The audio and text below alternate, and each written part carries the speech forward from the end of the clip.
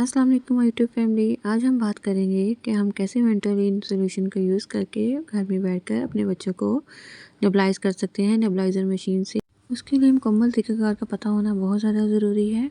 आजकल जैसे पता है आपको सर्दियाँ आ चुकी हैं और सर्दियों में बच्चों को सीने की जकड़न और बलगम वगैरह के इश्यूज़ बहुत ज़्यादा होते हैं। अगर हमारे पास नेबुलाइज़र मशीन की सहूलत होगी तो हम अपने बच्चे को घर बैठकर मुकम्मल तरीक़ाकार समझकर घर में बैठकर आराम से नेबुलाइज़ कर सकते हैं और बार बार डॉक्टर के पास जाने से भी बच सकते हैं, ठीक है।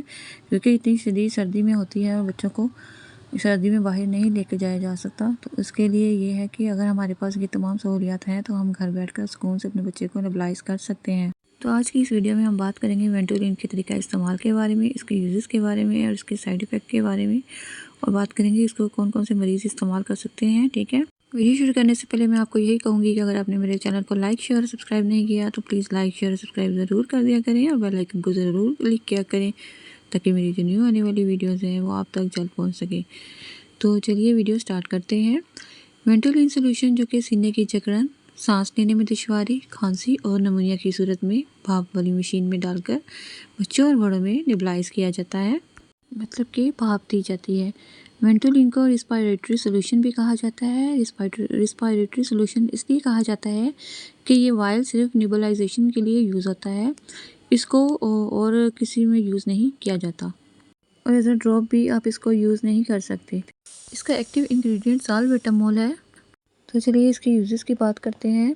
इसको ब्रोंकाइटिस में यूज़ किया जाता है। ब्रोंकाइटिस जो है वो एक फेफड़ों की बीमारी है, ठीक है, जो कि बॉडी के अंदर जो फेफड़ों में जब स्वेलिंग हो जाती है तो सांस लेने में प्रॉब्लम हो सकती है। तो इस कंडीशन में हम जो है वेंटोलिन का यूज़ कर सकते हैं। इसके अलावा एस्थमा में भी, उसमें वो भी फेफड़ों की एक बीमारी है, उसमें भी नालियों के अंदर इन्फेक्शन हो जाता है, तो उसमें भी हम वेंटोलिन का यूज़ कर सकते हैं। अगर हम डॉक्टर के पास जाएँ तो हम कहते हैं कि हमने बच्चे को स्टीम देनी है, भाप देनी है, नेबुलाइज़ करवाना है, तो यही सॉल्यूशन होता है जो कि नेबुलाइज़ के अंदर नेबुलाइजेशन में यूज़ होता है, ठीक है। इसी के ज़रिए भाप दी जाती है, तो इसी को ही नेबुलाइज़ कहा जाता है। वेंटोलिन जो है ये सांस की नालियों को खोलती है, ठीक है, और उनकी तंगी को ख़त्म करती है। और सांस की प्रॉब्लम जिन बच्चों को हो जाती है सर्दियों में, बलगम जम जाती है, ठीक है, रेशा हो जाता है और सांस लेने में दुश्वारी होती है, तो इसके यूज़ से जो है वो जो सांस की नालियाँ हैं वो खुलती हैं और सांस लेने में आसानी होती है।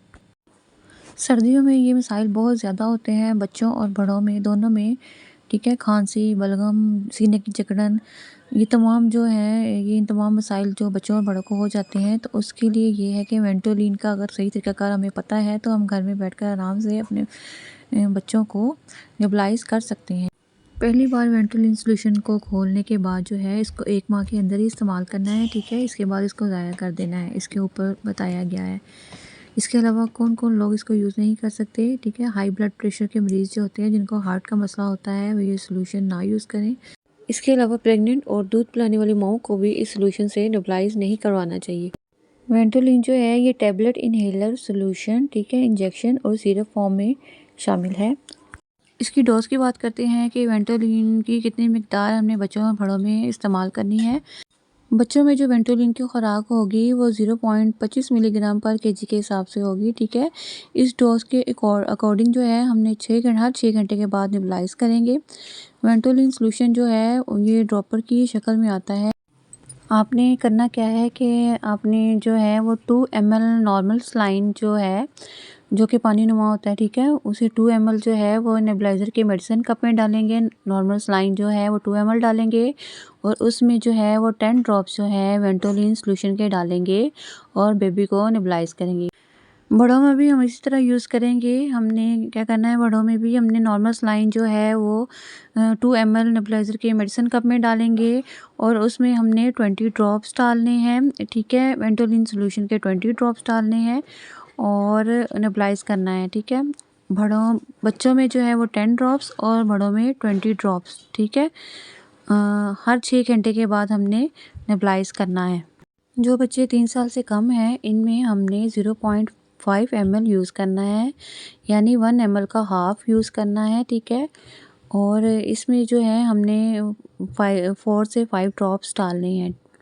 एक बार मैं फिर बता देती हूँ आपको कि हमने जो है बच्चों में जो है वो नॉर्मल सलाइन के साथ 10 ड्रॉप्स, ठीक है, नॉर्मल सलाइन जो है वो मेडिसिन कप में डालकर उसके अंदर 10 ड्रॉप्स डालने हैं, और बड़ों में नॉर्मल सलाइन जो है वो मेडिसिन कप में डाल के 20 ड्रॉप्स डालने हैं, ठीक है। और जो बच्चे 3 साल से कम हैं उनमें 0.5 ml यूज़ करना है।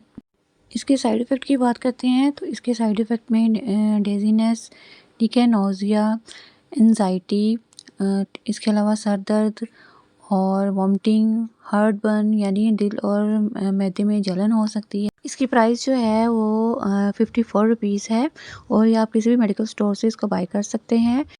ये एक सेफ़ मेडिसिन है, इसको अपने घर में ज़रूर रखें। अगर आप दमे के मरीज़ हैं और आपके पास नेबुलाइज़र मशीन की सहूलत मौजूद है तो आप वेंटोलिन को ज़रूर घर में रखें। ये एक ऐसी चीज़ है जो इमरजेंसी ज़रूरत के लिए है, जिसके लिए आपको 1 दफ़ा या 2 दफ़ा डॉक्टर से सीख के समझ के लिखवाने के बाद बार-बार पूछने की ज़रूरत नहीं है। अगर आपके पास नेबुलाइज़र मशीन है और आप इसके तरीक़ा इस्तेमाल के बारे में मुकम्मल जानते हैं तो आप घर बैठकर सुकून से नेबुलाइज़ कर सकते हैं, ख़ुद को भी और अपने बच्चों को भी, ठीक है। दिन में आप 6 मरतबा इस्तेमाल कर सकते हैं। अगर ज़्यादा मसला है तो इसके लिए टाइम फ़िक्स नहीं है, आप 5 मिनट, 10 मिनट, 15 मिनट, ठीक है, जितना आप बर्दाश्त कर सकते हैं आप यूज़ कर सकते हैं।